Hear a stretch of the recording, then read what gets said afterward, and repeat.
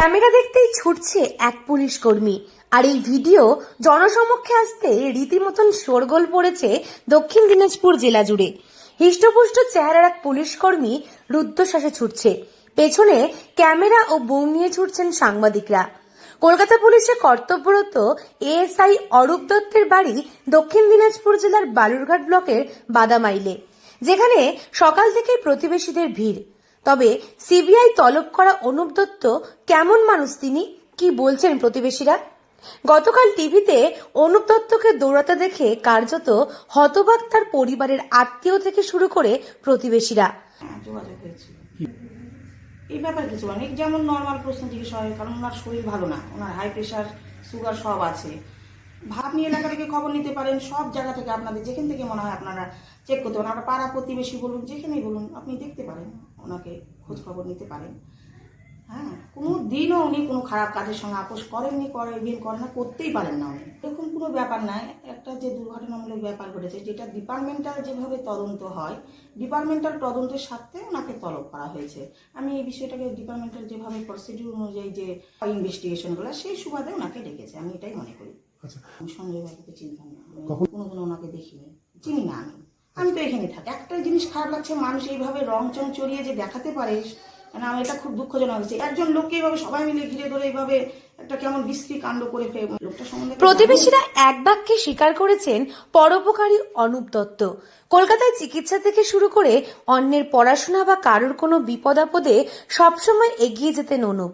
কলকাতায় চিকিৎসার কারণে কাউকে যেতে হলে সেক্ষেত্রেও তিনি তাদের নিয়ে গিয়ে চিকিৎসার ব্যবস্থা করতেন। গ্রামে পরোপকারী বলে পরিচিত অনুপ দত্ত কোনো খারাপ কাজের সঙ্গে যুক্ত থাকতে পারেন না, এমনটাই দাবি করছেন অনুপ দত্তের প্রতিবেশী সহ তার পরিবার। বরং তিনি পরিস্থিতির শিকার হয়েছেন বা একসঙ্গে অনেকগুলো মিডিয়াকে দেখে তিনি ভয় পেয়ে দৌড় লাগিয়েছিলেন বলে দাবি করছেন তার স্ত্রী সন্ধ্যা দত্ত। অনুপ দত্তর সঙ্গে সঞ্জয় রায় যে এখানে এসেছিল, আমরা তার প্রমাণ আছে। এখানে সঞ্জয় আসছে 2-3 বার, তার ভাগনার বিয়ের মধ্যেও আসছিল। আবার এইখানে ক্লাবে মদ মাংস খাওয়া হয়, সেখানে গন্ডগোল করে গেছে সঞ্জয়, সেটারও প্রমাণ আছে। হ্যাঁ, এই যে সঞ্জয় যেমন, অনুপ দত্ত সেই রকমই লোক। আমরা গ্রামবাসী হিসাবে অনুপ দত্তকে ভালো চোখে আমরা দেখি না। এইখানে প্রত্যেকবার ভোটের মধ্যে এসে ভোটে গ্রামে প্রভাবিত করে লোকজনকে, বুথের মধ্যে এসে লোকজনকে লাইনে প্রভাবিত করে, তার প্রমাণ আছে আমাদের কাছে। হ্যাঁ, তো এ খুব সুবিধাজনক লোক নয়। এর আরজিকরের ব্যাপারে যে সিবিআই ডাকছে, এর যেন মানে খুব কঠোর শাস্তি হয়, এটাই আমরা গ্রামবাসী হিসাবে চাই। প্রসঙ্গত, আরজিকর কাণ্ডের সঙ্গে যুক্ত থাকার অভিযোগে এখনো পর্যন্ত সিভিক ভলেন্টিয়ার সঞ্জয় রায়কে গ্রেপ্তার করা হয়েছে। তবে সঞ্জয়ের এই ঘটনার সঙ্গে কতটা যুক্ত কিংবা এই ঘটনায় আর কারা কারা জড়িত থাকতে পারে, সেই সমস্ত বিষয়গুলি নিয়ে ইতিমধ্যেই সিবিআই কোর্টের নির্দেশে তদন্ত শুরু করেছে। সেই তদন্ত শুরু করতেই নাম উঠে আসে কলকাতা পুলিশের এএসআই অনুপ দত্তের নাম। কিন্তু কোন অদৃশ্য হাতের বলে এত প্রতিপত্তি ছিল সঞ্জয়ের, সবটা খুঁজে বার করতেই মরিয়া সিবিআই। গতকাল পুলিশ কর্মী অনুপ দত্তকে সিজিও কমপ্লেক্সে ডেকে পাঠান সিবিআই। দফতর থেকে বেরোতেই সঞ্জয়ের নাম শুনতেই দৌড়ে পালান তিনি। তবে তার সেই দৌড়ের ভিডিও এখন রীতিমতন হাসির খোরাক। লোকটা খুব ভালো, উনি তো কলকাতায় থাকেন, এইটুকুই তো জানি, তা বলতে পারবো না স্যার। হ্যাঁ, বাড়িতে আসেন তো, হ্যাঁ আসেন।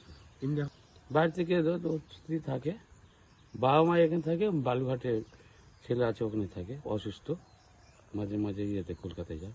খুব ভালো ব্যবহার করে, কোনো অসুবিধা নেই। তবে এই ঘটনার সঙ্গে কলকাতা পুলিশ কর্মী অনুপ দত্ত জড়িত কিনা তা নিয়ে ইতিমধ্যেই তদন্ত শুরু হয়েছে।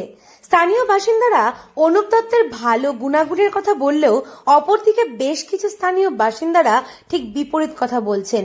ইতিমধ্যেই এই ঘটনাকে কেন্দ্র করে বালুরঘাটের সাংসদ তথা কেন্দ্রীয় প্রতিমন্ত্রী সুকান্ত মজুমদার তার নিজের এক্স হ্যান্ডেলে সঞ্জয় রায় ও অনুপ দত্তের ছবি পোস্ট করেছেন। দক্ষিণ দিনাজপুর থেকে সুস্মিতা গোস্বামী রিপোর্ট, লোকাল 18 বাংলা।